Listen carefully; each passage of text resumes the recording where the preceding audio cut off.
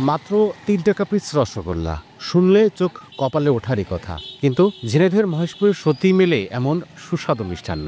আকারে কিছুটা ছোট হলেও স্বাদের উচ্চতায় ছাড়িয়ে গেছে অনেক বড় দোকানের মিষ্টিকে। খাঁটি ছানার তৈরি এই মিষ্টি মুখে দিলেই গলে যায়, দুধের প্রাকৃতিক স্বাদ এনে দেয় ভিন্ন রসনার অভিজ্ঞতা।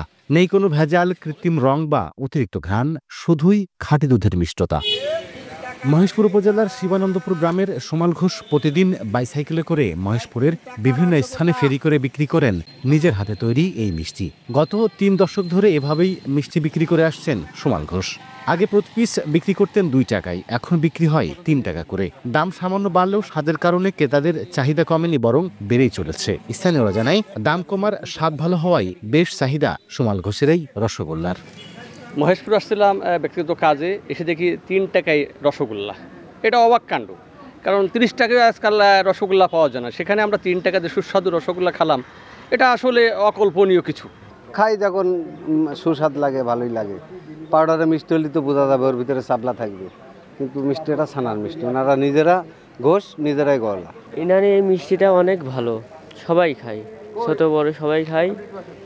এবং 2 টাকা, 3 টাকা, 4 টাকা পর্যন্ত মিষ্টি আছে, অল্প দামের মধ্যে সবাই খাইতে পারে। বাড়ি বাড়ি নিয়ে যে বেচে, ছেলেপিলে সবাই খাইতে পারে। কম লাভ বেশি বিক্রি, এই নীতিতেই ব্যবসা করে আসছেন সোমাল ঘোষ। ছানা কাটি, নিজের দুধ তুলি, সব কিছু নিজে তৈরি করি। দেখা যায় আমার পর্তা বেশি, আর দোকানে দেখা যায় আপনার তাদের কর্মচারী বিল, কারেন্ট বিল, ঘর ভাড়া, বিভিন্ন তাল ভাওনা, দেখা যায় তাদের একটু কম দামে তারা বিক্রি করতে পারে না। আমি দেখা যায় সব কিছু নিজে করি বলে কম দামে বিক্রি করতে পারি। আগে বিক্রি করতাম 2 টাকা, এখন মাল তালের দাম বেশি বলে এখন বেশি 3 টাকা। 36 বছর ব্যবসার বাড়ি সবার।